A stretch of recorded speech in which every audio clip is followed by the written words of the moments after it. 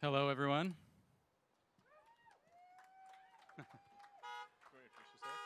Sure. Thanks, Elon. Hi.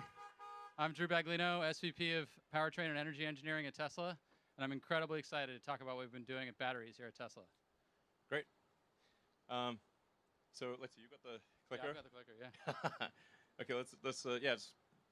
I'll take it first, perhaps. Sure. So obviously the issues we're facing are very serious. With climate change, and we're experiencing these issues on a day-to-day basis. It's incredibly important we accelerate the advent of sustainable energy. Time really matters. This presentation is about accelerating the time to sustainable energy. So the past 5 years were the hottest on record. We have what looks like a wall for CO2 ppm. It's obviously, this time is not like the past. It's really important that we take action. Running this climate experiment is insane. So, especially when it's just a transitory one anyway. Yes. We're going to run out of these fossil fuels. Let's just move to the future and not run this experiment any longer. Yeah. Maybe talk a bit louder. You got it. Okay. So anyway, there is a lot of good news, though. A lot of people may not be aware that wind and solar comprise 75% of new electricity capacity in the U.S. this year.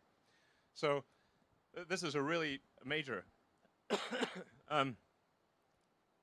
So the grid is going sustainable very, very quickly. Now, it's also worth noting that the length of time that power plants last is on the order of 25 years. So even if 100% of energy generation was sustainable, it would still take 25 years to convert the grid. And it's also worth noting that in the past 10 years, power production from coal has dropped in half. So it went from 46% of electricity in 2010 to 23% in 2020. So this is a massive improvement. So good things are happening on a lot of levels. We just need to go faster.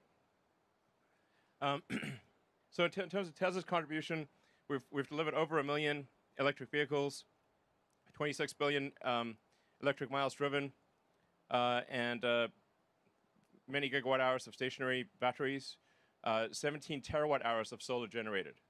So I think solar is sometimes underweighted at Tesla, but it is a massive part of our future. The three parts of a sustainable energy future are sustainable energy generation, storage, and electric vehicles. So we intend to play a significant role in all three. So to accelerate the transition to sustainable energy, we must produce more EVs that need to be affordable, and a lot more energy storage, while building factories faster and with far less investment. So goal number one is a terawatt-hour scale battery production. So tera is the new giga, and a terawatt is 1,000 times more than a gigawatt. So we used to talk in terms of gigawatts. In the future, we'll be talking in terms of terawatt hours. So this is what's needed in order to transition the world to sustainability. Yeah, and you can see we're talking about 100x growth in batteries for electric vehicles to achieve this mission. And we are going to get there. It's just a matter of how fast, and our intention is to accelerate it. Yeah. You basically need on the order of roughly 10 terawatt hours a year of battery production to transition the global fleet of vehicles to electric. And the average vehicle lasts 15 years, so we're talking about 150 terawatt hours, give or take, to transition the whole all vehicles of all types to electric. Yeah, so it's a lot of batteries, basically. Yeah, so. And then on the grid side, we have a similar mountain to climb, 1,600 times growth from today's grid batteries to go 100% renewable on the grid, and to take all of the existing heating fossil fuel uses in homes and businesses 100% electric.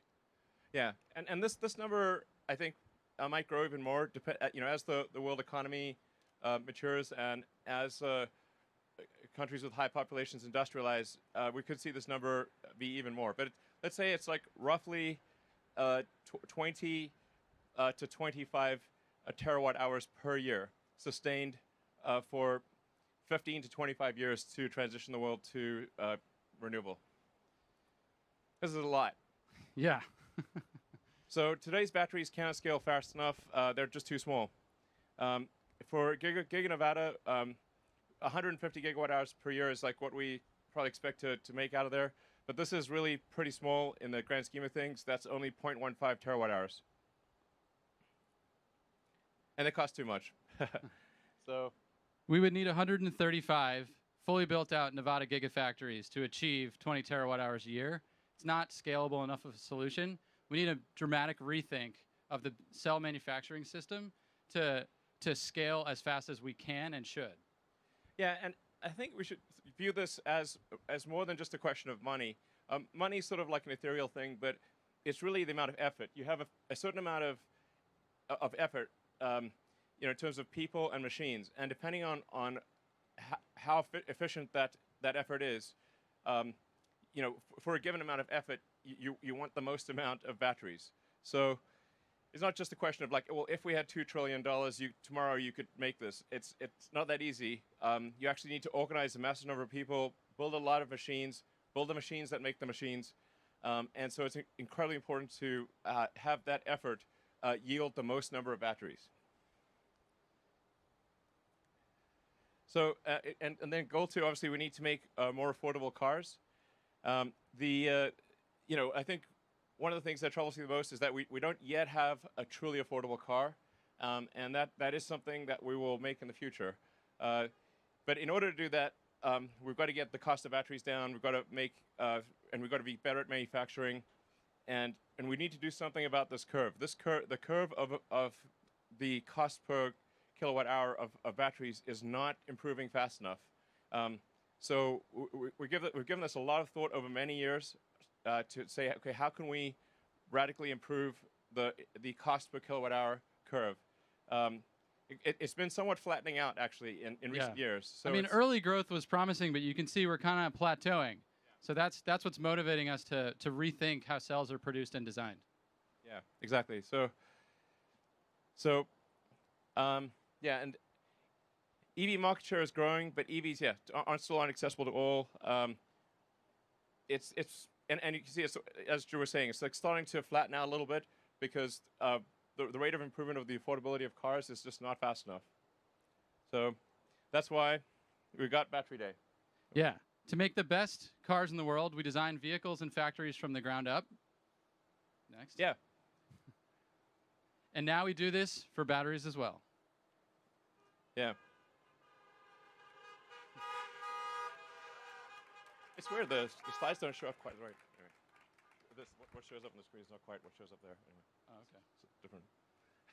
Yeah, I think it's because that's, yeah. No, that one's current, supposed to be current. Anyway. So let's get started. We have a plan to halve the cost per kilowatt hour. Yeah. And it's not a plan that rests on a single innovation, some research project that'll never see the light of day. It's a plan that has taken creative engineering and industrialization across every facet of what makes a cell into a battery pack, from raw material to the finished thing.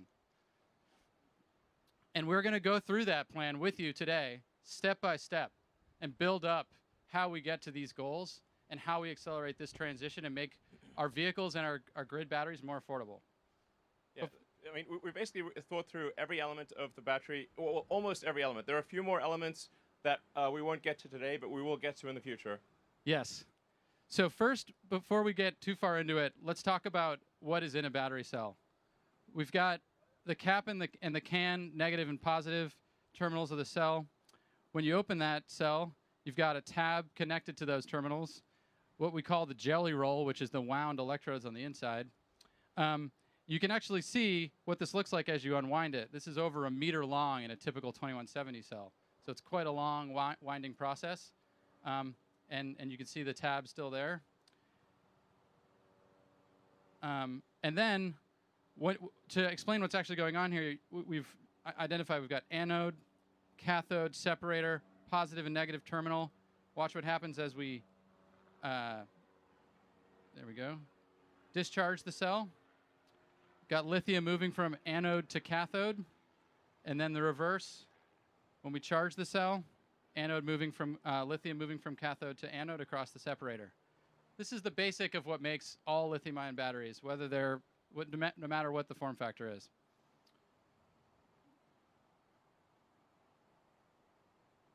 And when we look at what's happened to date, at least in our products, we've moved from the 18650 form factor to the 2170 form factor through great collaboration with our partners, Panasonic, new partners like LG and CATL, and probably others in the future. Yeah. Actually, so a slight note on why is the one called the 18650, although not on the slide, versus the 2170, is that the first two digits refer to the diameter, and the second two digits refer to the length. So that helps explain why are these weird. What's up with these weird numbers? But like nobody could explain to me why there was an extra zero. So I said like, okay, well we're deleting the zero that nobody can explain in future form factors. So that's why it's technically it's like the 18650 bizarrely, but going forward it's the 2170 because we just got rid of the extra zero because it's pointless. And this was a evolutionary step, going from 1865 to 2170, bringing 50% more energy into the cell. But when we look to the ideal cell design, if we were to do it ourselves, we need to go beyond just what we're looking at us in front of us, and study the full spectrum of options. So as you can see, we kind of swept the key figures of merit, how much we can reduce the cost, and how much vehicle range increases as we change the outer diameter of the cell. We found a sweet spot somewhere around 46 millimeters. But it's not just about a bigger form factor. Like anybody could make a bigger form factor. Any fool could make a bigger form factor.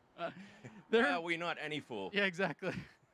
There are problems as you make cells larger. In fact, supercharging and thermals in general become really challenging as you make bigger cells. And this was the challenge that our team set our sights on to overcome. And we did. We came up with this tabless architecture that maybe you've heard about, that basically removes the thermal problem from the equation and allows us to go to the absolute lowest cost form factor and the simplest manufacturing process. And this is what we mean when we talk about tabless. It's kind of a beautiful thing.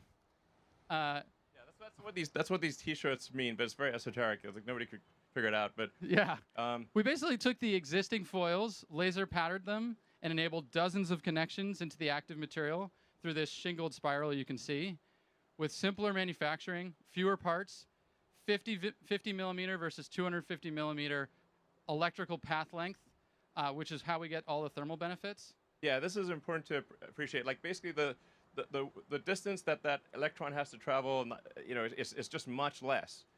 So you actually have a shorter path length in a large tabless cell than you have in the smaller cell with tabs. This is a big deal. So even though the cell is bigger, it actually has more power.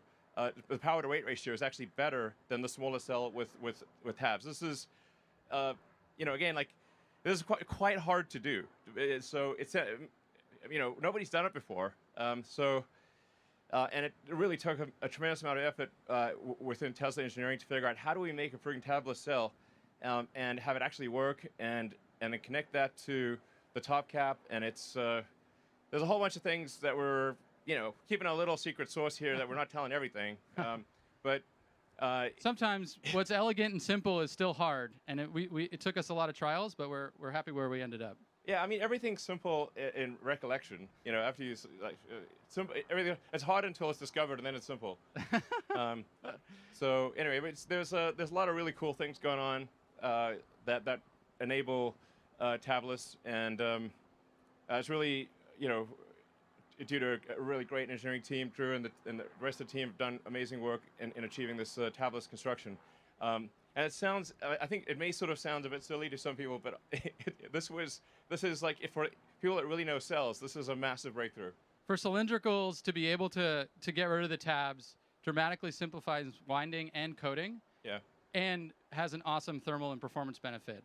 Yeah, that's just to elaborate on that a bit. It's like when the cell is going through the system, it has to keep stopping where all the tabs are. Yes. So you can't do continuous motion production if you have tabs. You have to keep stopping, and then there's a rate at which you can start and stop and accelerate again, and it really slows down the rate of production. And then sometimes you get the tabs wrong, and you also lose a little bit of active area. It's really a huge pain in the ass to have tabs from a production standpoint. Yes.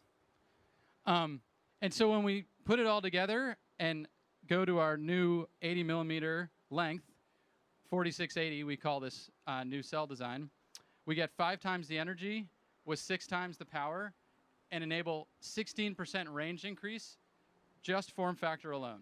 Yeah, so when these, yeah, it's pretty great. And just to clarify that when we see these plus 16% or whatever the percentage range increases, these are the amounts due just to that particular innovation. Yes. So we'll list a whole bunch of innovations, and then when you add them up, you get a total improvement in energy density and cost. But these numbers are what refer to just this thing. Yeah, and I want to stress, this is not just a concept or a rendering. We are starting to ramp up manufacturing of these cells at our pilot 10 gigawatt hour production facility just around the corner. Yeah. So, yeah. It's a video of some of what's going on in the plant.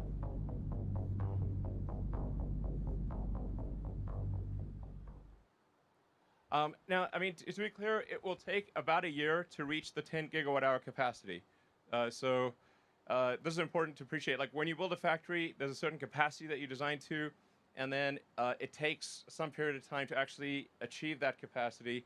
So I would say it's probably about a year before we get to the 10 gigawatt hour annualized rate with the pilot plant. And this is just a pilot plant. The actual production plants will be more on the order of maybe 200 gigawatt hours, maybe more over time. And thank you. But let's stack up everything we just saw at the cell level. So just the cell form factor change enables a 14% dollar per kilowatt hour reduction, just that cell form factor change. And now that you've been teased on this factory, we're going to go on and walk step by step through that factory and discuss a series of innovations there. When thinking about the ideal cell factory, we have inspirations behind us in the paper and bottling industry, where from humble beginnings, over a century of innovation has enabled mass scale, continuous motion, unbelievably low manufacturing cost. And when we think about the lithium-ion industry, which is really only in its 3rd decade of high-volume production, it has so far to go to achieve similar scale and simplicity. And that was the inspiration that we set out to the team as we thought about how to marry cell design and manufacturing in the best possible factory. And let's talk a little bit about what's in a cell factory. First, there's an electrode process where the active materials are coated into films onto foils. Then those coated foils are wound in the winding process we just talked about, where if you do have tabs, you have to start and stop a lot. Then the jelly roll is assembled into the can, sealed, filled with electrolyte, and then sent to formation, where the cell is charged for the first time, and where the sort of the electrochemistry is set and the quality of the cell is verified. And we set out at every step of this process to try to take that inspiration we just showed and think about how we make those processes fundamentally better and more scalable. And one of the most important processes is where it all begins, the wet process of the electrode coating. And just to give you all a sense of scale, I'm going to walk through what's in that wet process. You've got mixing, where the powders are mixed with either a water or a solvents for the cathode. That mix then goes into a large coat and dry oven, where the slurry is coated onto the foil, huge ovens, tens of meters long, dried, and that solvent then has to be recovered. You can see the solvent recovery system. And then finally, the coated foil is compressed to the final density. And when you're looking at this, you're like, wow, that's a lot of equipment for one step, especially when you consider that little speck next to the coating oven is a person. This is serious iron involved in making batteries. Wouldn't it be great if we could skip that solvent step, which is one of those dig a ditch and then fill it kind of things where you put the solvent in and then take it out and recycle it, and just go straight to dry mix to coat? And that's what the dry process really is about. And in the most basic form, you can see it here on a benchtop. Literally, powder into film. As simple as that. I mean, it's hard, actually, just to be clear. So, if this was easy, everyone would do it. So it's not like dry coating electrode is actually easy. It's actually very hard to do what appears to be a simple thing. And it's worth noting, like, we did acquire Maxwell as like a little over a year ago, I guess. And it's certainly a good company and everything, but the dry coating they had was like like sort of, I would call, proof of concept. Since the acquisition, we've actually revved the machine that does the dry coating 4 times. So we're in revision 4 post acquisition of the machine, and there's still a lot of work to do. So I would not say this is like completely in the bag. It's still a lot of work to do, and as you go from like benchtop to lab to pilot to volume production, there are actually major issues that you encounter at every level. It's not like you make something work on your bench and bingo, now you can make a bazillion of it. Absolutely. It's insanely difficult to scale up. But if you do scale it up, yeah, what you saw before becomes this. Yeah. So you can see the motivation. A 10 times reduction in footprint, a 10 times reduction in energy, and a massive reduction in investment. But as Elon was saying, simple is hard. Yeah. Yeah, I mean, to be clear, I would like to not say that right now it's just totally working. It's close to working, but it's not, even now, at the pilot plant level, it is close to working. Well, it's fair to say it does work, but with not a high yield. Yeah. So we're still ironing out the kinks, but we've made tens of thousands of cells, thousands of kilometers of electrode. I mean, we are on the 4th generation of the equipment, so we've learned a lot along the way. Yeah. I mean, it is super demanding because every atom has its place if you want to deliver the energy density and the cycle life and the supercharging. Yeah. But we're confident that we will get there, but it will be a lot of work along the way. There's a clear path to success, but a ton of work between here and there. Yep. So, but this is a really profound improvement. Again, for people that know battery manufacturing, this is gigantic. We'll probably be on machine revision 6 or 7 by the time we do large-scale production. The rate at which the machines are being improved is extremely rapid. Like literally every 3 or 4 months is a new rev. Yeah, and beyond the electrode, we continue to innovate on every other process step. So let's talk a little bit about assembly, which is next.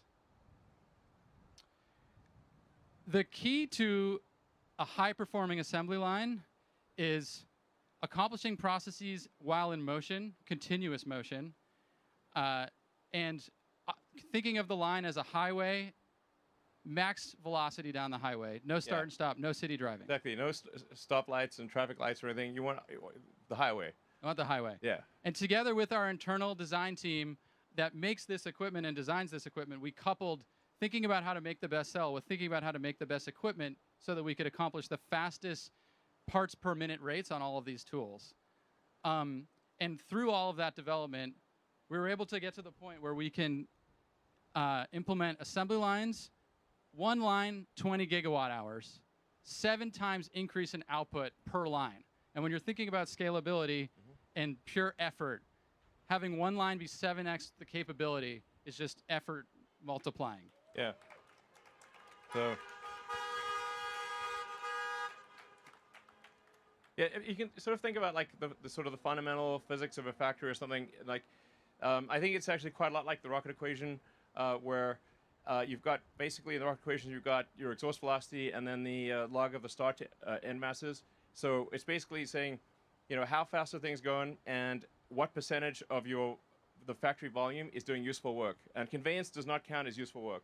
So Only the value-added steps. yeah, if you break the factory down into cubic meter sections, and say or smaller, it could be like 1 liter sections, and say is a majority of this volume doing useful work, you would be astounded at how bad most factories are. They're like maybe 2 or 3%, including our factory in Fremont. So I think it is possible to get to at least 10 times that volumetric efficiency. So more like 30% ish, maybe more, and be 10x better, which means the factory can be 10 times smaller. And then the other thing is how fast are things going through the factory. It's like speed and density.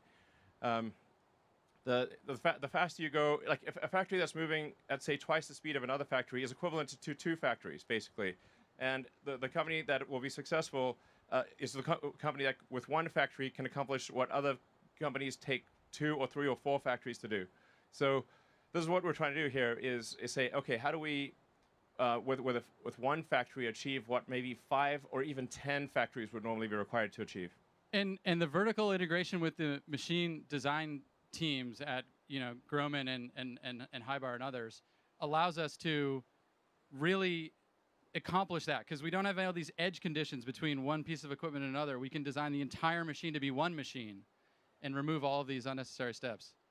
Yeah, I mean, basically Tesla is aiming to be the best at manufacturing of any company on Earth. This is the thing that's actually most important in the long run. I think, just from a company standpoint and from basically achieving sustainability as fast as possible. But I think also for long-term competitiveness, eventually every car company will have long-range electric cars. Eventually every company will have autonomy. I think, but not every company will be great at manufacturing. Tesla will be absolutely head and shoulders above anyone else in manufacturing. That is our goal.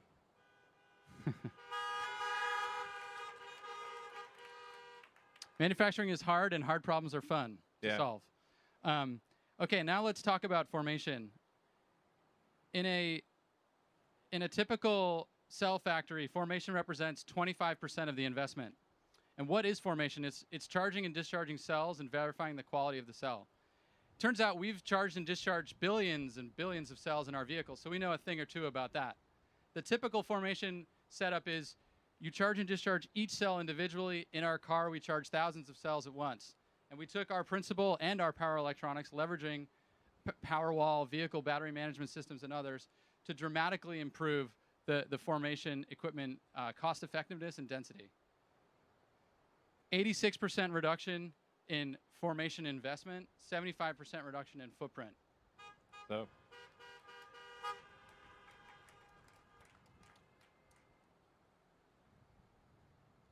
You want to take this one? Sure. So essentially what this translates to, based on what we know today, is about a 75% reduction in the investment per kilowatt hour or gigawatt hour. It's just basically 4 times better than the current state of the art to the best of our knowledge. And I think there's probably room to improve even beyond that. Definitely. Definitely, yeah. So we're able to, from a volume standpoint, actually get what, in a smaller form factor than Giga Nevada, we were able to get many times the cell output. So you can see, like, basically we can get a terawatt hour in less space than it took to make a gigawatt hour, 150 gigawatt hours. So this is pretty profound. It's like, I would actually not have thought this was possible several years ago, that we could actually get to terawatt hour scale in less space than what we currently envision for doing 150 gigawatt hours. So yes, simpler accelerates terawatt hour scale, and that's what we need to do to accelerate our mission. And as Elon said, we're going to try to even improve on this as we push towards our goals, which are. Yeah. So this is just for. This is just talking about Tesla internal cell production. As I tweeted out earlier, we will continue to use our cell suppliers, Panasonic and LG and CATL, and so this is 100 gigawatt hours supplemental to what we buy from suppliers. And yeah, essentially, this does like reduce our weighted average cost of a cell because but it allows us to make a lot more cars and a lot more stationary storage. Um, and then long term, we're expecting to make on the order of 3,000 gigawatt hours or 3 terawatt hours per year. I think we can. I think we've got a good chance of achieving this actually before 2030, but I'm highly confident that we could do it by 2030. When you look at the size of that factory on the previous page, it really shows how enabling all of these advancements are in achieving a 3 terawatt hour goal by 2030. And not only is all of that manufacturing innovation fantastic for enabling scale, it's also an additional 18% reduction in dollar per kilowatt hour at the battery pack level. But wait, there's more. But wait, there's more. Yeah. So we have a manufacturing system. We've got a cell design. What are the active materials we're going to put in that cell design? Let's talk about the anode first. Let's talk about silicon. Why is silicon awesome? It's awesome because it's the most abundant element in the Earth's crust after oxygen, which means it's everywhere. It's sand. Yeah. Sand is silicon dioxide. Yeah. And it happens to store 9 times more lithium than graphite, which is the typical anode material in lithium-ion batteries today. So why isn't everybody using it? The main reason is because the challenge with silicon is that it expands 4x when fully charged with lithium. And basically, all of that expansion stress on the particles start cracking, they start electrically isolating, you lose capacity, the energy retention of the battery starts to fade, and it also gums up with a passivation layer that has to keep reforming as the particles expand. Yeah, basically, with silicon, the cookie crumbles and gets gooey. That's basically what happens. Good analogy. Yeah. And current approaches to solve this, which exist, I mean, we have silicon in the cars that you're all in right now, are involved highly engineered, expensive materials in the scheme of things. Now, they're still great, and they enable some of the benefits of silicon. They just don't enable all of it, and they're not scalable enough. And you can see some of the things that maybe you've heard of, SiO, silicon with carbon, or silicon nanowires. I mean, that's kind of the space right now. What we're proposing is a step change in capability and a step change in cost. And what that really is to just go to the raw metallurgical silicon itself. Don't engineer the base metal. Just start with that and design for it to expand in how you think of the particle in the electrode design and how you code it. Yeah, I'm not sure if you saw this. Basically, $1 per kilowatt hours. Yeah. Basically, if you use simple silicon, it's dramatically less than even the silicon that is currently used in the batteries that are made today. And you can use a lot more of it. The anode would cost, with this silicon, and the anode costs $1.20 a kilowatt hour. Yeah. And how does it work? Start with raw metallurgical silicon, stabilize the surface with an elastic ion conducting polymer coating that is applied through a very scalable approach. No like chemical vapor deposition, no highly engineered high capex solutions, and then integrated into the electrode through a robust network formed out of a highly elastic binder. And in the end, by leveraging this silicon to its potential, we can increase the range of our vehicles by an additional 20%, just this improvement. Yeah, it gets cheaper and longer range.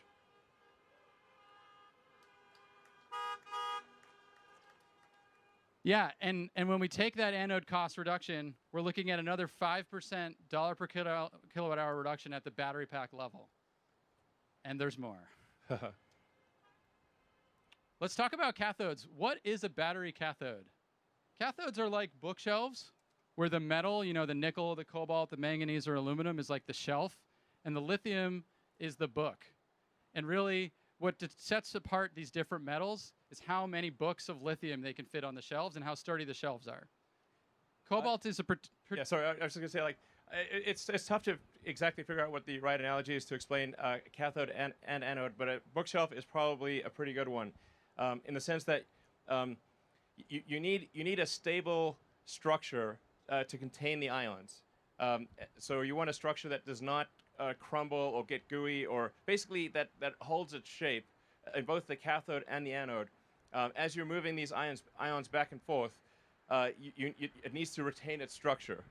If it doesn't retain its structure, then you lose cycle life, and your battery capacity drops very quickly. Absolutely. Yeah, I totally agree. And I think people are always talking about like, oh, what's the cathode going to be? Is it NCA or whatever? You know, the thing to consider is just fundamentally what the nickel, the metals are capable of, and that's what we have on the chart here. Dollar per kilowatt hour cathode of just the metal, using just LME, you know, London Metal Exchange prices, versus the energy density of just the cathode. And you can see nickel is the cheapest and the highest energy density, and that's why increasing nickel is a goal of ours and really everybody's in the battery industry. But one of the reasons why cobalt is even used at all is because it is a very stable bookshelf. And the challenge with going to pure nickel is stabilizing that bookshelf with only nickel. And that's what we've been working on with our high nickel cathode development, which has 0 cobalt in it. Leveraging novel coatings and dopants, we can get a 15% reduction in cathode dollar per kilowatt hour. Yeah. It's a big deal. But it's not just about nickel. You want to? Yeah, sure. So in order to scale, we really need to make sure that we're not constrained by total nickel availability. I actually spoke with the CEOs of the biggest mining companies in the world and said, please make more nickel. It's very important. And so I think they are going to make more nickel. But there's also, I think we need to have a kind of a 3-tiered approach to batteries. So starting with iron, that's kind of like a medium range, and then nickel manganese as sort of a medium plus, intermediate, and then high nickel for long range applications like Cybertruck and the semi. Something like a semi truck, it's extremely important to have high energy density in order to get long range. So just to give sort of iron a bit more time, like although if you look at the watt-hours per kilogram at the cathode level of iron, it looks like nickel's twice as good. But when you fully considered at the pack level, everything else taken into account, nickel is about maybe 50 or 60% better than iron. So iron is a little better than it would seem when you look at it at the pack level fully considered. It's not as good as nickel. Nickel is like 50 to 60% better, but it's actually pretty good. And so, good for stationary storage and for medium range applications where energy density is not paramount. And then, like I said, for intermediate, it's kind of a nickel manganese. And it's relatively straightforward to do a cathode that's 2/3 nickel, 1/3 manganese, which would then allow us to make 50% more cell volume with the same amount of nickel. And with very little energy trade-off. I mean, Yeah. Just enough to have you still want to use 100% nickel for something like a semi-truck, but really not much of a sacrifice at all. Yeah. And, beyond the metals, because a lot of people spend time talking about the metals, actually the cathode process itself is a big target. 35% of the cathode dollar per kilowatt hour is just in transferring it into its final form. And so we see that as a big target, and we decided to take that on. Here's a view of the traditional cathode process. Effectively, if you start at the left and you have the metal from the mine, the first thing that happens is the metal from the mine is changed into an intermediate thing called a metal sulfate, because that's just happened to be what chemists wanted a long time ago. And then when you're making the cathode, you have to take this intermediate thing called metal sulfate, add chemicals, add a whole bunch of water, a whole bunch of stuff happens in the middle, and at the end, you get that little bit of cathode and a whole bunch of wastewater and byproducts. Yeah, it's insanely complicated. If you look at the total, like if you're just like, it's a small world journey of I am a nickel atom. What happens to me? And it's crazy. Like you're going around the world 3 times. There's like the moral equivalent of like digging the ditch, filling the ditch, and digging the ditch again. It's total madness, basically. And these things just grew up as they're just kind of like legacy things that it's like how it was done before, and then they connected the dots, but really didn't think of the whole thing from like a first principle standpoint, saying how do we get from the nickel ore in the ground to the finished nickel product for a battery. And so we've looked at the entire value chain and said, how can we make this as simple as possible? And that's what we're proposing here with our process. As you can see, a whole lot less is going on here. We get rid of the intermediate, metal, water, final product cathode, recirculate the water, no wastewater at all. And when you summarize all of that, it's a 66% reduction in CapEx investment, a 76% reduction in process cost, and zero wastewater. Much more scalable solution. Yeah.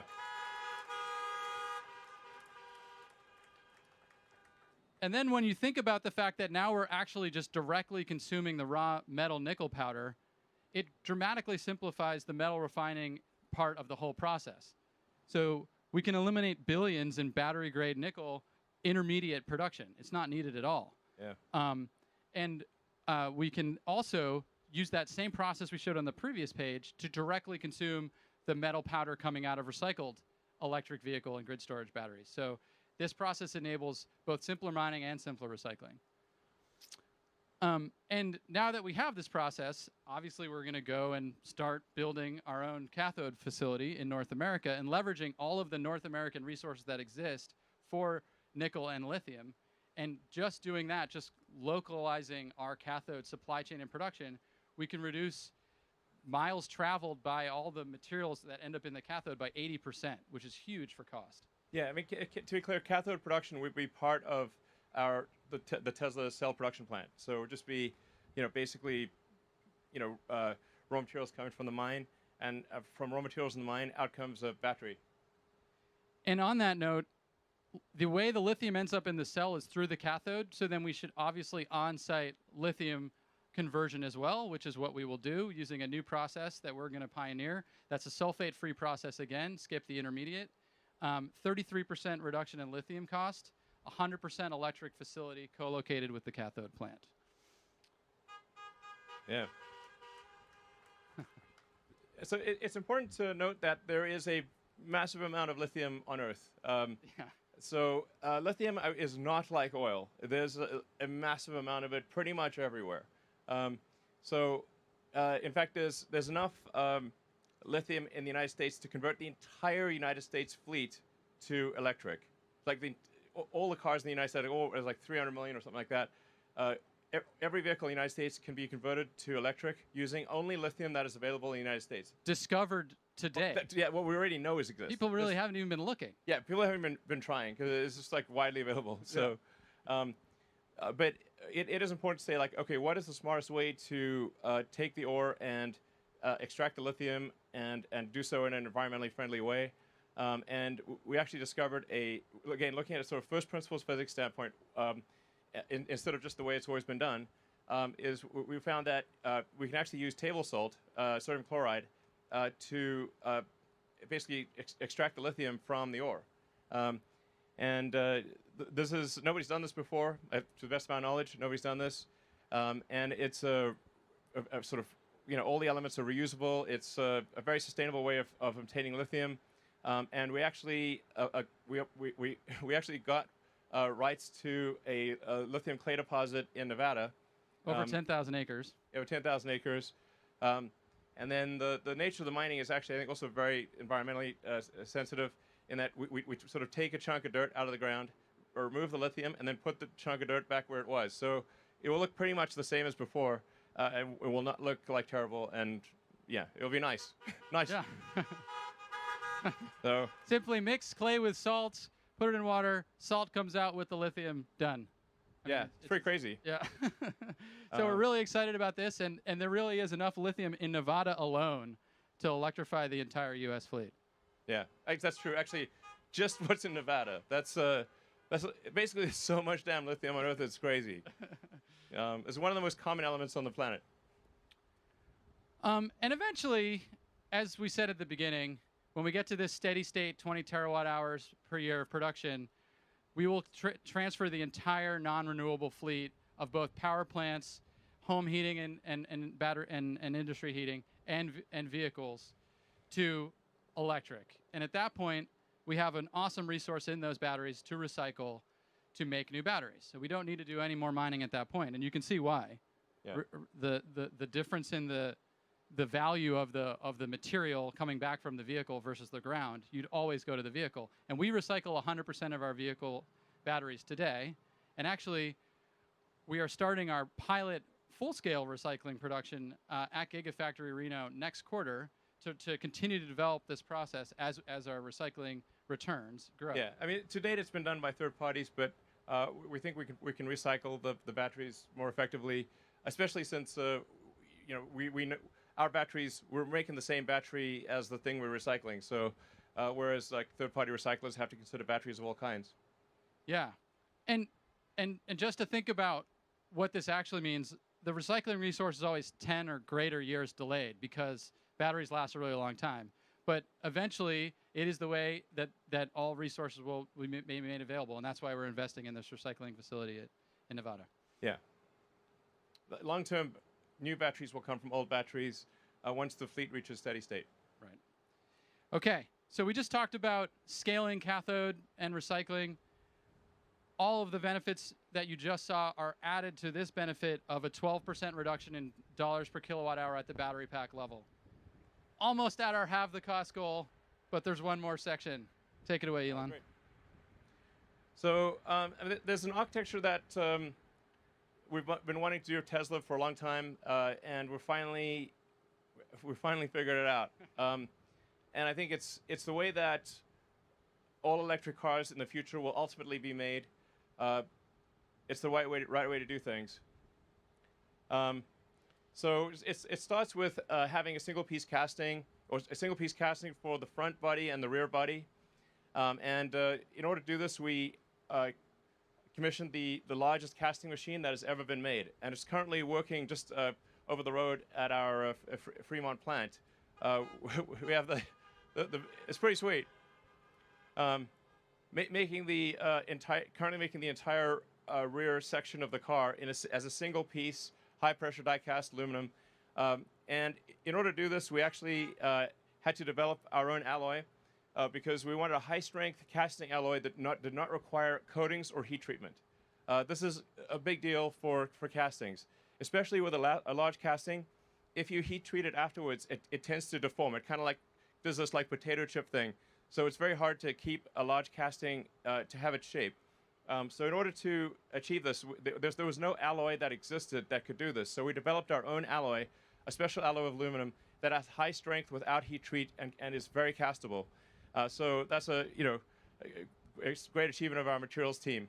In fact, in general, we've got a lot of advanced materials coming for Tesla, that new alloys and materials that have never existed before. So you're basically making the front and rear of the car as a single piece, and then that interfaces to what we call the structural battery, where the battery for the first time will have dual use. The battery will both have the use as an energy device and as structure. This is absolutely the way things are done.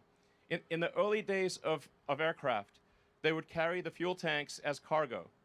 So the fuel tanks actually were quite difficult to carry. They were like basically worse than cargo. You had to kind of bolt them down. It was very difficult. And then somebody said, "Hey, what if we just make the wing tanks? What if we just make the fuel tank in wing shape?" So all modern airplanes, the fuel tank, your wing is just a fuel tank in wing shape. This is absolutely the way to do it. And then the fuel tank serves as dual structure, and it's no longer cargo. It's fundamental to the structure of the aircraft. This was a major breakthrough. We're doing the same for cars. So this is really quite profound.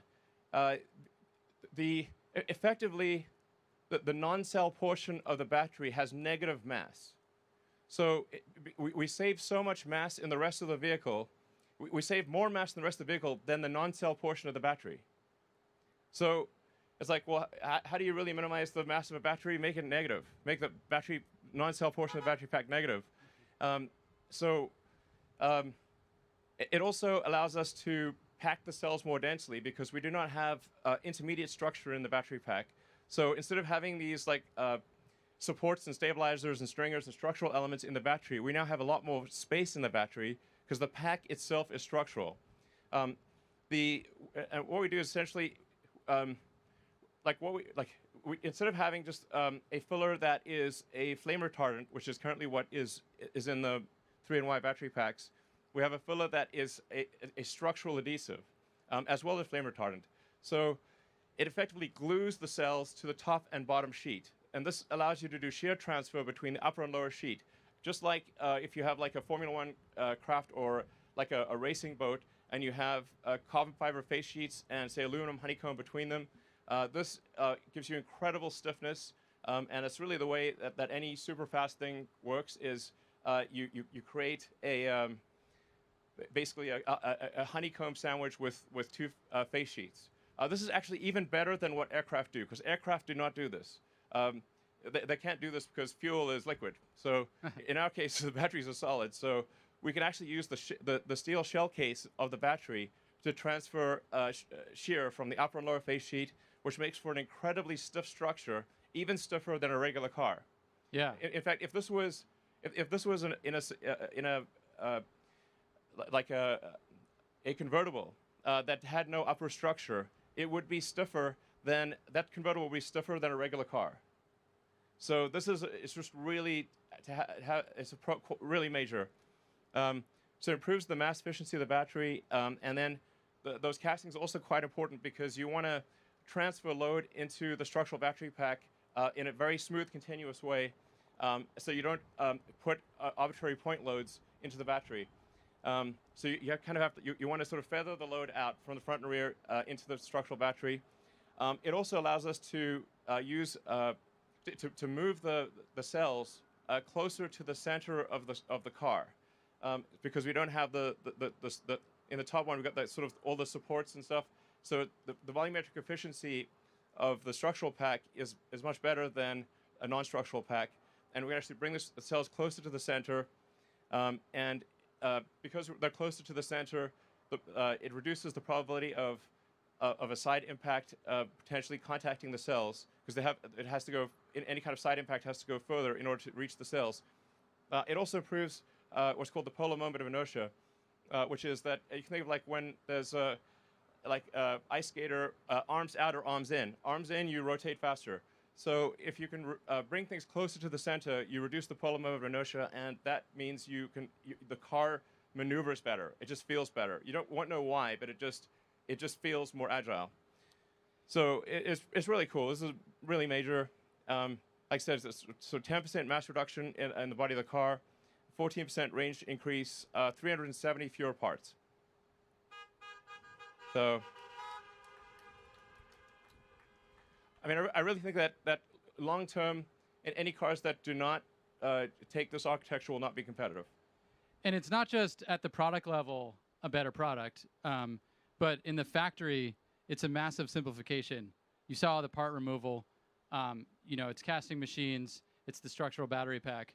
So we're looking at over 50% reduction in investment per gigawatt hour, 35% reduction in floor space, and we'll continue to improve that as we make the vehicle factory of the future. Yeah, so it's major improvements on all fronts, from the cell all the way to the vehicle. And in addition to the improvements we just said on enabling additional range and improving the structural performance of the vehicle, it is worth another 7% dollar per kilowatt hour reduction at the battery pack level, bringing our total reductions now to 56% dollars per kilowatt hour. Yeah.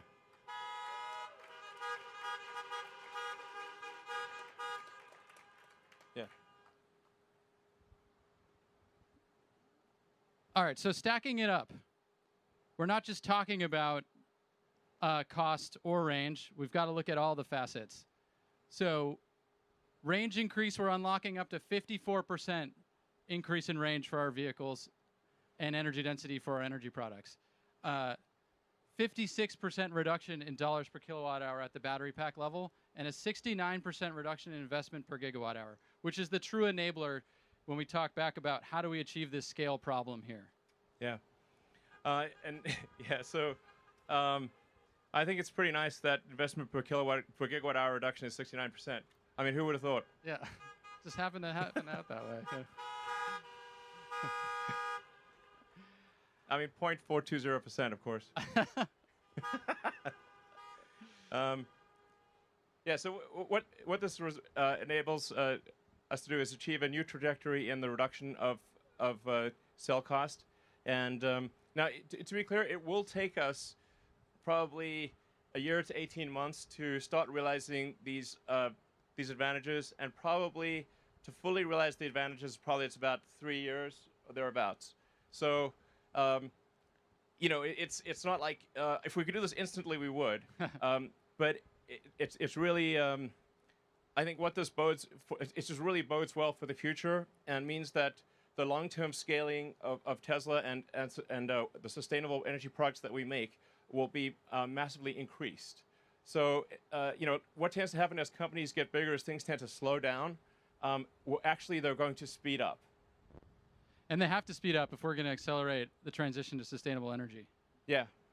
I mean, long term, we want to try to replace about, at least 1% of the total vehicle fleet on Earth, which is about 2 billion vehicles. So long term, we want to try to make about 20 million vehicles a year.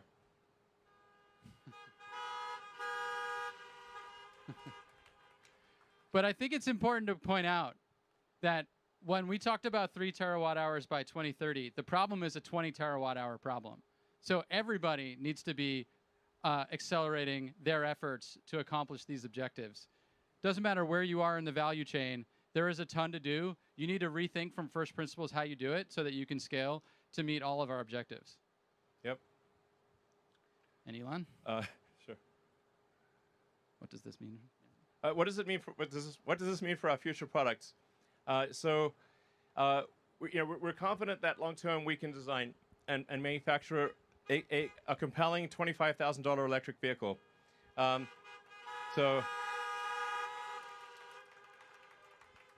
This has always been our dream from the beginning of the company. I even wrote a blog piece about it because our first car was an expensive sports car, and then it was like slightly less expensive sedan, and then finally sort of a mass market premium, but like the Model 3 and Model Y. But it was always our goal to try to make an affordable electric car, and I think probably, like I said, about 3 years from now, we're confident we can make a very compelling $25,000 electric vehicle that's also fully autonomous. And when you think about the $25,000 price point, you have to consider how much less expensive it is to own an electric vehicle. Yeah. So actually, it becomes even more affordable at that $25,000 price point. Yeah. So we have and extreme performance and range, and we should probably talk about the Model S Plaid. What about that?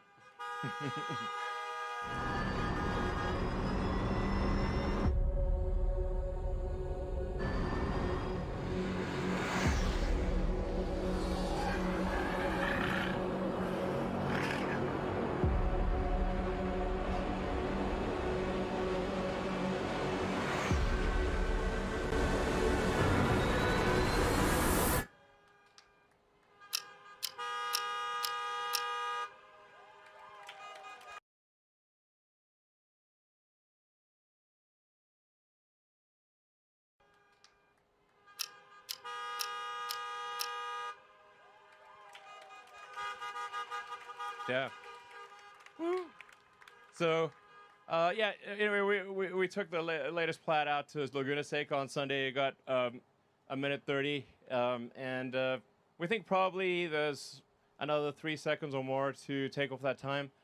So we're confident the Model S Plaid will achieve the best track time of any production vehicle ever, of any kind, two-door or otherwise.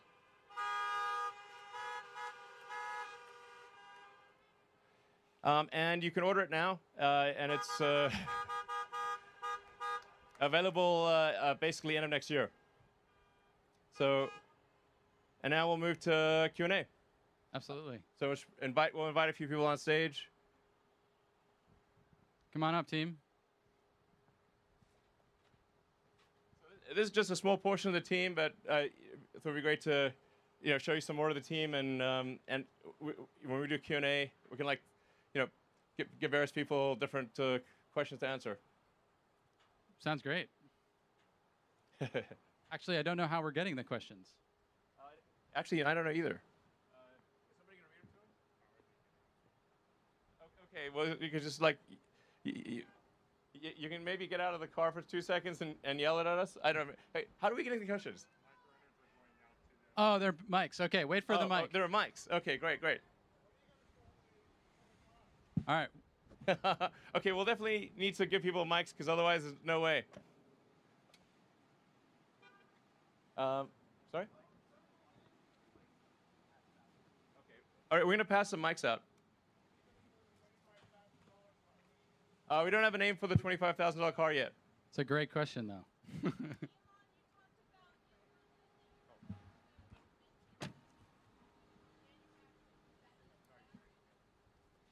Yes, we will be manufacturing cells in Berlin. Yep. Thermal management system? For homes. Oh, you mean like the home HVAC? Yeah, that's a pet project that I'd love to get going on. I don't know, maybe we'll start working on that next year. Because I just think you could really make a way better home HVAC system that's really quiet and super efficient and super energy efficient, and also has like a way better filter for particles, and and it works very reliably. And we've already developed that for the car. Like, so the heat pump in the Model Y is really pretty spectacular. I mean, it's tiny, it's efficient, it has to last for 15 years. It's got to work in all kinds of conditions, from the coldest winter to the hottest summer. So we've actually already done a massive amount of the work necessary for a really kick-ass home HVAC. And they could also like stack them. So if you want to say, depending upon the size of your house or whatever, how much you need, you can just basically stack them, and just have a very compelling, super efficient home HVAC. And then you can also communicate with the car, and it'll know when you're coming home. So it's like, oh, I don't need to keep the house cold all day. I just cool it down because I knew you were coming home. So the pack can communicate with the car and just like really dial it into when you actually need cooling and heating. It'd be great. Fun product. Yeah. Who's next? Hello. Hey guys, Eli here from Tesla Owners Club, My Tesla Adventure. Just quick question. So I'm a huge fan of car camping in my Tesla with my dream case, like my all-time favorite activity. Is it going to be possible to get climate control to the back of the Cybertruck? Because that would be the ultimate camping machine if we can get all-night climate control. We'll try to do that. Yeah. I agree. That'd be really cool. Yeah.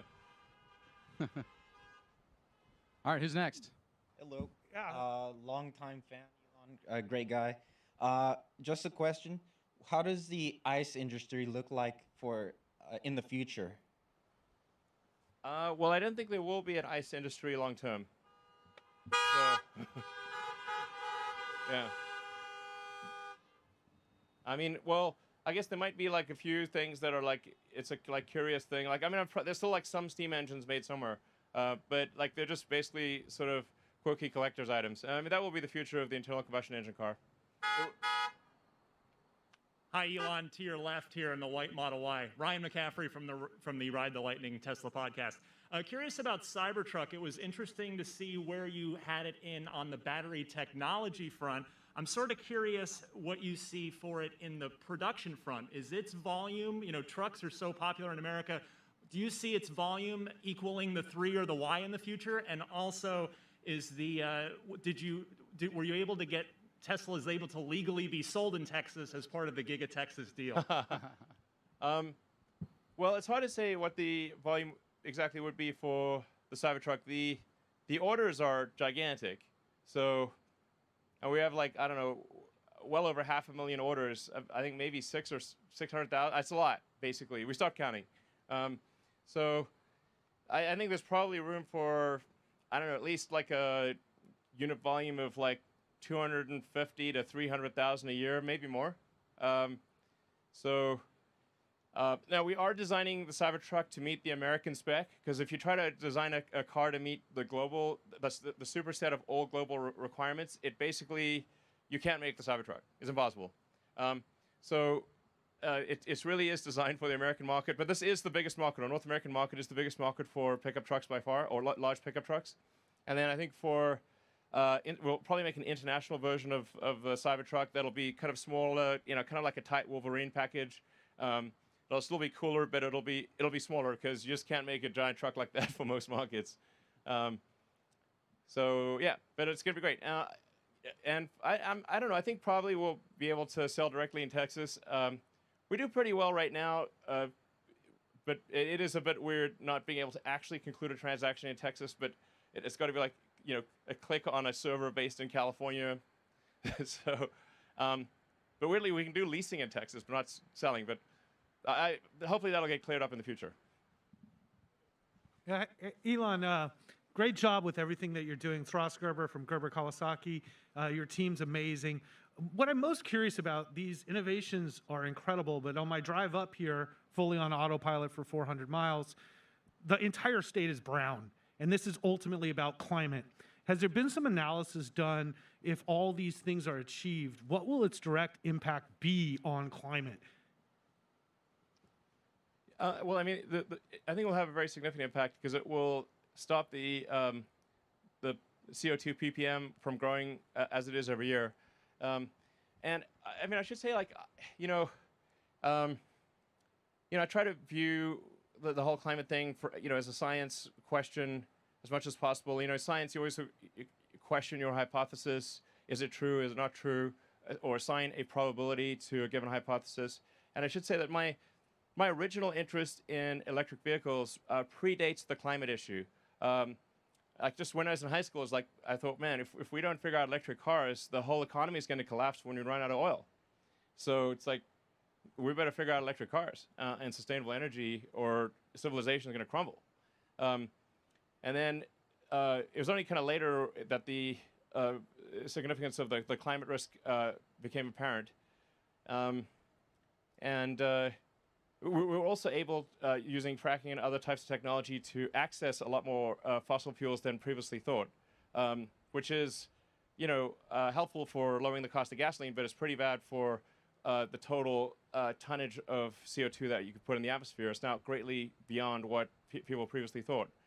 So, but this is, as we were just going through in this presentation, it's like it is a absolutely monumental task to accelerate the advent of sustainable energy.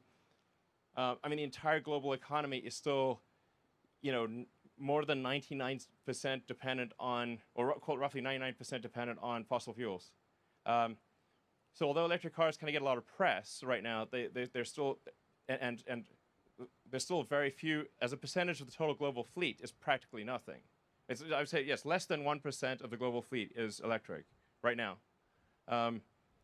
Because of 2 billion cars and trucks and whatnot in use.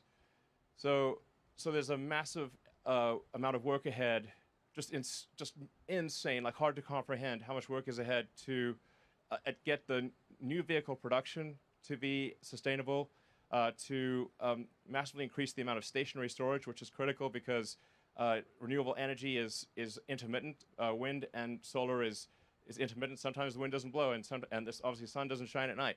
So you got to have batteries, a massive number of batteries. So it's hard to measure in direct impact, but it's an experiment that we shouldn't be performing. And the sooner we can sort of end the experiment, the sooner we can kind of move on in a fully sustainable way that is actually lower cost. I mean, I think the thing that people haven't fully internalized is once we do get to the 25K car, the ownership cost of that car is incredibly lower than the prior car. And then on the solar side and wind, with the cost of solar and wind coming down and with batteries coming down with them, the actual cost of energy on the grid is going down. So we're sort of moving towards a sustainable, lower cost future. So there's not really a sacrifice. Yeah, that's true. It is a false dichotomy to say that it's either prosperity or sustainability. This is often used by oil and gas to say like, oh, well, do you want people to lose their jobs? Do you want lower people's standards of living? Do you want to, make all these economic sacrifices, really, in order to have sustainability? And the reality, as Drew was saying, is that a sustainable energy is going to be lower cost, not higher cost, than fossil fuels. Elon, quick question for you, right here in front. First, thanks for having everyone, and as telling a friend, the one company to go work for that's going to have the biggest structural impact over the next 10 years at scale, it's probably Tesla. So kudos to everyone at Tesla for what they've done to this point and going forward. The two questions for you, as you've looked at the auto and the storage markets, I know you've talked about it at kind of 50-50 long term, but it seems like a lot of the battery cost curve achievements that you've presented today really make some of these storage opportunities much more feasible over the next 5 years. And so I guess the first part of the question is, does your calculus upon learning and improving these things change on that 50-50 mix, or is there a role where storage becomes bigger? And then the second part of the question, with all these huge grand visions, who's going to be with Tesla from a corporate perspective accomplishing these things? Obviously, Tesla can't do it alone, but when you look at some of the traditional auto industry or power, et cetera, I don't see a lot of other Teslas. Well, actually, so there's a lot of companies in China that I think are doing great work with electric vehicles and also with stationary storage. Although we don't see that much in the US yet, but I think probably we will in the future. I don't know. I mean, obviously, we're doing everything we can to encourage other companies to move to sustainable transport and also, make stationary storage batteries.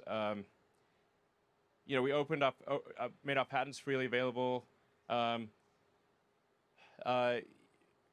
We really try to tell these companies, hey, you really need to do this or you won't exist in the future. But they don't believe it, So, I mean, we've talked until we're blue in the face. What are we supposed to do? But we really are hopeful that other companies will also do what we're doing, and that will make a sustainable future come sooner. From a fundamental market size perspective, like we did the first ground up work to show the size of the market in terawatt hours, and they are roughly 50-50. 10 terawatt hours for transportation, 10 terawatt hours for the grid. And part of that is because the grid batteries, because when you're making a power plant, you're making a large investment, are 25-year assets or greater. If the grid batteries were 10-year kind of things, the grid market would be bigger. But because it's a longer duration asset, they're roughly the same size. Thinking long term, is there any other segments that this new battery will be able to disrupt or electrify beyond just the initial Model 2 or cheaper sedan, like a boat, boring company, Luke, plane? Where are you, Golly? Are you there? What's up? Right here. Okay, great. It's like ventriloquism here. It's like we just get the sound out of the speaker and you can't tell where the heck it's coming from. Yeah, any hints, or is the Model 2 such a big deal because it decreases the cost of transportation that is really the disruption? Or should we get hyped that this new cost curve opens up different vehicle categories like a high passenger density bus, boring loop, boat, plane? I mean, there are batteries in limited production right now that do exceed 400 watt-hours per kilogram, which I think is about the number you need for decent range, medium range aircraft. I think our batteries will, over time, start to approach the 400 watt-hours per kilogram range as well. I mean, I think over time we'll see all modes of transport, with the ironic exception of rockets, transition to sustainability, or to electric, basically. On the rocket front, what we're planning to do is about 80% of Starship is liquid oxygen, and we're actually already running a power line to be able to use wind power to create the liquid oxygen. So we're making some decent progress on sustainability on the rocket front, but there's just no way to have an electric rocket, and it's important for the future of life and consciousness that we become a multi-planet species. So got to keep doing that. Hi, Elon. Hello. Josh Phillips here, retail investor. I have a question in regards to the lithium and nickel industries and the likely price spikes and shortages of high-grade materials the EV industry is likely to see if they don't act fast to address future supply. Tesla have clearly made the right moves that are necessary, but there's a real worry that the potential supply issues and price spikes will create a drag on the rest of the industry, and therefore a drag on global EV adoption. What advice would you give to the EV and mining industries to quickly solve this looming hurdles? Because for a sustainable energy future, the spice must flow. Thank you. Yeah, indeed, the spice must flow. The new spice. I don't know. I think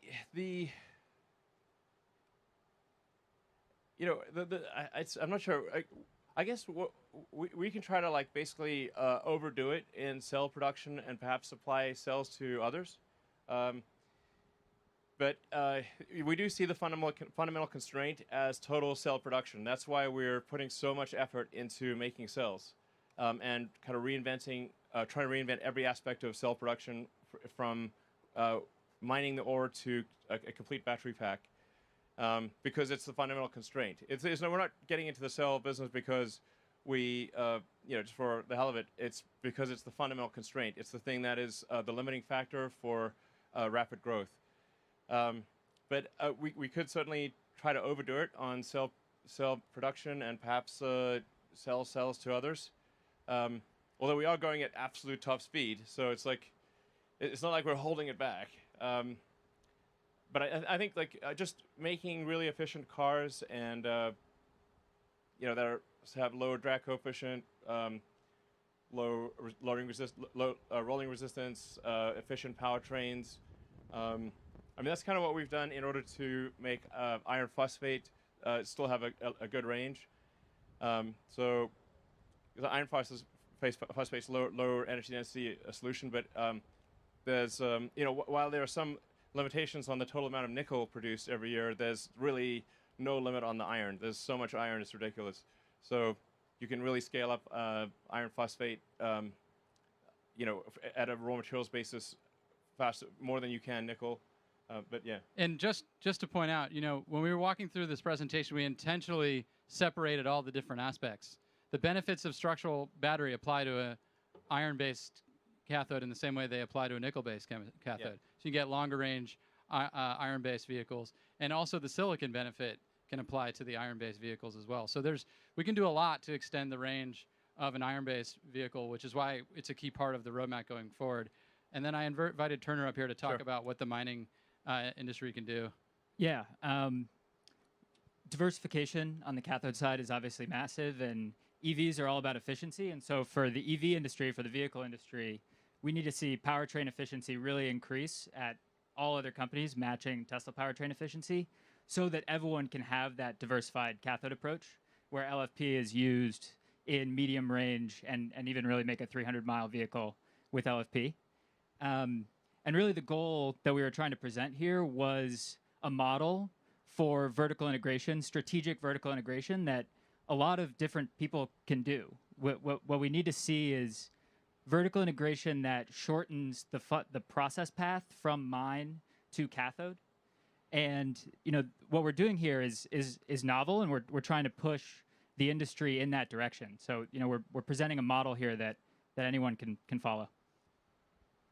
Yeah, in fact, if there's anything that you guys want to comment on, feel free to step forward and say something. I think the key is to be smart about your chemistry choices, your materials choices. Talk louder. Yeah, if you're smart about your materials choices, the spice will continue to flow. Yeah. You don't need to use the same kind everywhere, and it's about strategically planning it out. And for miners, I think we are incentivizing them quite a bit to ramp up their production. Yeah, and actually we had good calls. Like they're all motivated. I think that they've been sort of sitting back, being like, "Are you going to grow like crazy?" And we're like, "Yeah, we're going to grow like crazy." And then I think this indicates we're going to grow like crazy, and that's what the miners want to hear. And then they'll go make the investments. Hello, Elon. This is Ben Limpick. I'm a musician. I was wondering, does Tesla have any future plans to make partnerships with music companies like it has done with 10-cent games or things like that for you guys to actually kind of expand your services for artists and other types of creative people to get involved in, producing content that can be part of the Tesla ecosystem, or so other people that do creative things can get involved with you guys? Well, we don't. We haven't really thought about that much, but I suppose it's probably something we should think about. We will be providing title on Teslas. So we're providing more music sources that people can choose from, and just generally trying to improve the entertainment experience in the cars.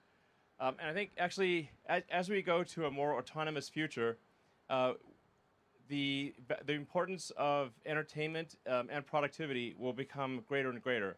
I mean, to the degree that if you're just basically sitting in your car, the car is fully autonomous and driving somewhere. It's sort of like being the car is essentially your chauffeur, and then the things that become important are, okay, well, let's have good entertainment, and if you want to do some productivity stuff, then that actually starts to become much more important because you're no longer spending your attention driving the car.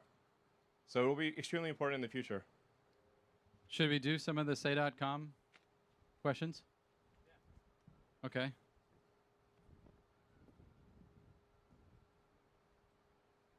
Should we do the second one? Yeah. The first one I think we already answered. Like if we're able to make enough cells, which we'll try to do, or we will supply other companies. It's definitely not an intentional effort to keep the cells to ourselves. If we can make enough for other companies, we will supply them. And we're trying to do the right thing for advancing the sustainable energy, whatever that is. So vehicle to grid, we get asked that a lot. I think one of the things that's important to note is the vehicle to grid. It doesn't, unless you have a power cutoff. Like you need to cut off your main supply to the grid. Otherwise, if you lose the power in your house, you'll basically just backflow energy to the grid. So just having a reversal in the power flow does not actually keep the lights on. You need a whole separate system to cut off power to the grid. And I think there's also the case that people really want the freedom to be able to drive and to charge at their house. And it's obviously really problematic if you get to morning and your car, instead of being charged, it discharged into the house, and then you're sort of, okay, now I can either drive or use the battery to power my house. I think it's actually going to be better for people's freedom of action to have a power wall and a car separate, and then it's everything works. And you add that, you basically combine that with solar, either solar retrofit or solar glass roof, and local battery storage. So you basically become your own utility, and then the car is can be charged also with solar. I think that's like the stuff that works. That said, like we can certainly do vehicle to grid. I think we can basically enable that with software in Europe or something, right? Yeah. We are future generations of power electronics. We will be able to do this more or less everywhere from a energy market participation perspective. But yeah, from a backing up the house, and it just so happens that the way the North American connectors are on all the cars in North America, it doesn't matter whether it's the Tesla connector or the connector that the other vehicles have, doesn't actually support powering your home. It's unfortunate. So you need an additional hardware to do that. But yeah, in the future, all versions of our vehicles will be able to at least do bidirectional power flow for the purposes of energy market participation. But even for that, it's important to remember that your car isn't plugged in 24/7. So it's kind of an unpredictable resource for the grid. It'll have a value, but it's not the same as a stationary battery pack. Yeah, honestly, a vehicle to grid sounds good, but I think actually has a much lower utility than people think. I think very few people would actually use vehicle to grid, and we actually had with the original Roadster, we had vehicle to grid capabilities. Nobody used it.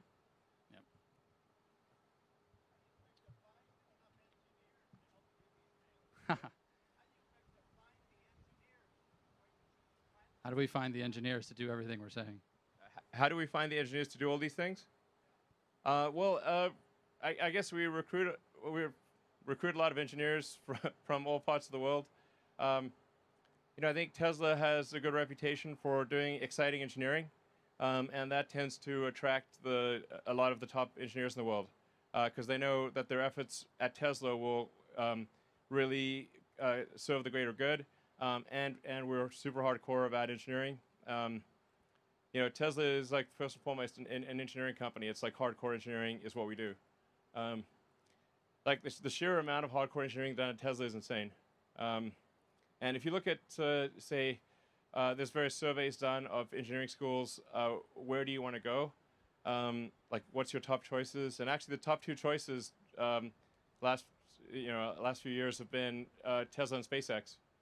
So sometimes it's Tesla first, sometimes SpaceX first, but those are the two top ones.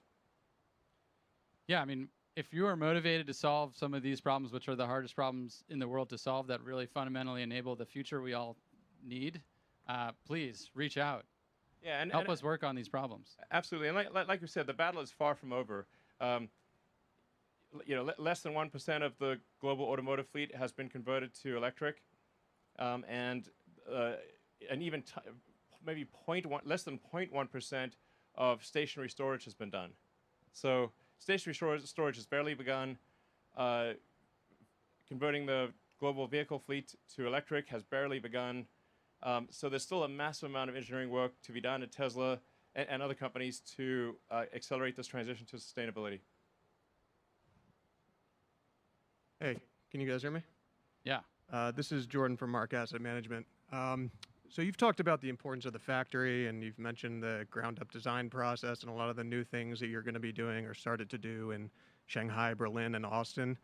Can you just maybe help us understand and quantify like how financially meaningful all of those improvements will be? And then given what you're trying to accomplish as a company, is it fair to assume that the vast majority of improvement will be given back to the customer in the form of lower prices? Yeah, I mean, I think certainly we will try to give back as much as possible to the customers. It's not like, it's not like Tesla's profitability is crazy high. Our average profitability for the last 4 quarters is like maybe 1%. So just to be clear, it's not like, we're minting money. Our valuation makes it seem like we are, but we're not. We do want to try to make the price as competitive as we can without like losing money. And if you lose money, then if you keep losing money, you'll just die. So we have to. This thing called profit is just like we need to bring in more money than we spend, otherwise we're dead. But affordability is key to how we scale, Yeah. right? Like the demand goes nonlinear as you reduce the price of the car. Yeah, it's important to sort of separate the difference between affordability and value for money, or desirability of the product. So, for a lot of people, they want to buy a Tesla, they simply don't have enough money. We could make the car infinitely desirable, but if somebody does not have enough money, they can't buy it. Sometimes, people, kind of forget this. It's like, it's like people have to have enough money to buy the car, and just making a car super desirable but expensive does not mean they can afford it. So it's absolutely critical that we make cars that people can actually afford. Yeah. So where should I over go here some of now. these things? Just scroll down or something. Oh. When do you expect Tesla vehicles to beat ICE vehicles on initial purchase price? I think a way to answer that question is, in the classes of vehicles we sell today, we're already doing that. Yeah, we're already pretty close. And then factoring in total cost of ownership, and the fact that electric vehicles require much less servicing, and are way cheaper to run. When you look at like total cost of ownership, and you can obviously lease a car. So if you just like lease a car or get a loan for a car, you've got your sort of monthly payment, and then your cost for either gasoline or electricity, and your cost of servicing. And the fully considered cost of an electric car is much less than a gasoline car of the same nominal purchase price. I mean, that said, and like maybe on the order of 3 years, when we can do a lower cost car, like a $25,000 car, I think that will be basically on par, maybe slightly better than a comparable gasoline car. So I think maybe it's on the order of 3 years-ish.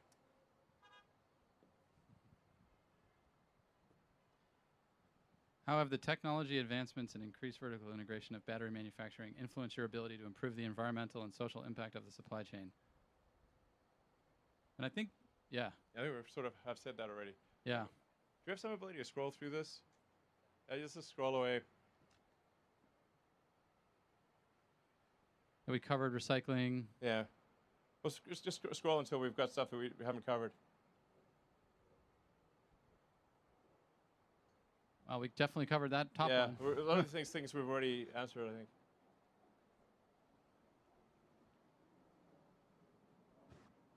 Covered that.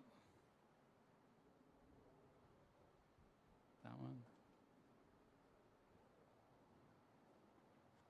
I think we literally just answered that. Yeah. Oh, I saw a cathode durability question. Let's go to that one. Go down, go down, go down. Good technical question. Keep going. How are you going to address the cathode durability and cost and environmental impact trifecta?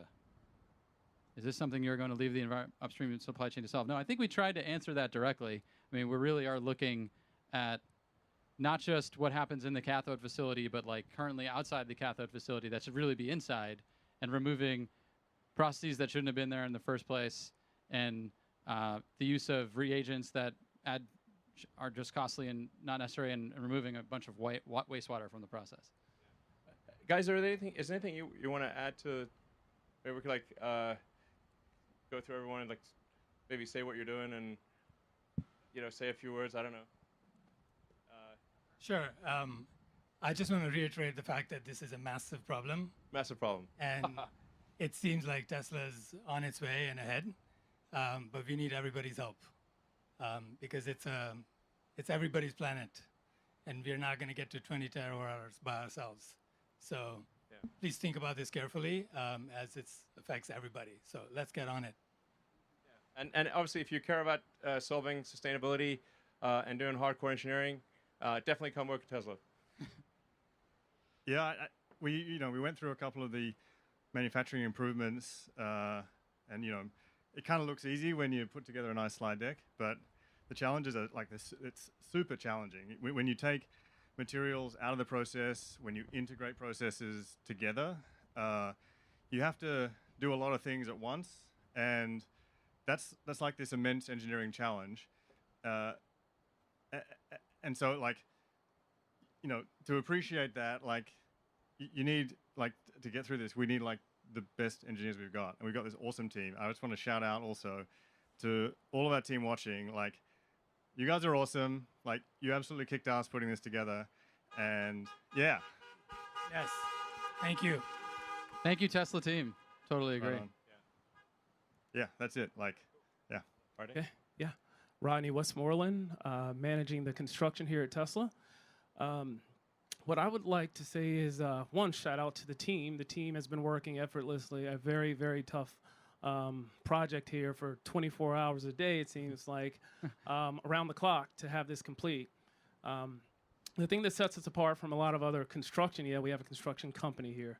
The thing that sets us apart is that we're integrated in the manufacturing process. So every detail that comes from Drew's mouth is directly implicated into the system that we're building. That way, what would typically take 3 or 4 months to create a specification, our design team is working right with the manufacturing team to allow us to speed that process up tremendously. So. Yeah, it's definitely a important part of the vertically integrated approach is to be able to design the factory around the equipment, in fact, together with the equipment, so that you can build the factory at lower cost and more quickly. Yeah, I'm Scott. I focus on cell design. I think it's hard to put into words how inspiring this is. I've been at it for a long time with Tesla, and yeah, I really hope others do join us. Since when, Scott? Since 2005. Yep, yes, with many of you. But thank you. It. 6. Yeah, year before Drew, but who's keeping track? But I'm really stoked at what the team's been able to accomplish over the last, short period of time, about a year. It's been really an incredible transformation. I mean, hopefully what we've shown you inspires you to join us or join somebody else in the effort. And I couldn't think of a greater, more intelligent, more hardworking team to be working on with this problem. Hi, Peter. I lead the manufacturing improvement team, and I guess the point that I would like to make is manufacturing improvements is like the accelerator. So, like, you think about the execution that Rodney talked about in terms of how fast we've been able to put together this factory, which is amazing and something that's been really incredible to be a part of. That's not enough. What we need to do is improve the manufacturing technology. That's the real accelerator. And that's what we're really focused on. Elon talks about it all the time, that really going and improving that system is what will enable us to get to the scale and the cost that we need. And then the other point that I would make is on the recruiting side, like, it doesn't matter if you know about batteries. If you come from any industry, you can do something fantastic in the work that we're doing. We talk to people from industries that you wouldn't imagine. Like, I talked to a guy who makes golf balls, and he has stuff which is really impactful for what we're doing. So, you know, if you're in any industry and you want to be, you know, impactful here, like, come join us. It'd be great. Hi, excuse me. Hi, I'm Tony. I've been working in lithium and cathode materials for almost 23 years now, and this is the most growth I've seen in a company. I've been here a little over a year and a half. We're hiring amazing people that are allowing us to leverage technology that most of the industry is struggling to achieve. So to answer the question, how are we going to do this? We are really advancing the materials manufacturing for cathodes and for lithium beyond what has been accomplished in the previous 20 years. It's exciting. Yeah, my name's Turner. Work closely with the team. I've worked a lot with everyone here, and on the cathode and upstream materials side, it's really important that everyone understand that this growth is coming. This growth is real. We are going to make all of these batteries, and everyone needs to grow with us. The entire supply chain needs to grow with us. And if you have an idea that simplifies anything in the supply chain, come talk to us, come work with us, and let's do it. Any existing specification is wrong. Any existing manufacturing method is wrong. Process equipment, it's wrong. It's just a question of how wrong. Yes. Quote Exactly. Elon Musk. Yes, exactly. We're wrong. Just a question of how wrong. Just try to be less wrong. So tell us how we're wrong and how we could do it better so that we can accelerate and improve as fast as possible. All right. Well, I guess thank you everyone for coming. I hope you liked the presentation. Very exciting future ahead. You know, we're going to work our damnedest to transition the world to sustainable energy as quickly as possible, and your support and help is key to that success. So thanks again, super appreciated, and look forward to the next event. Thank you. Thank you.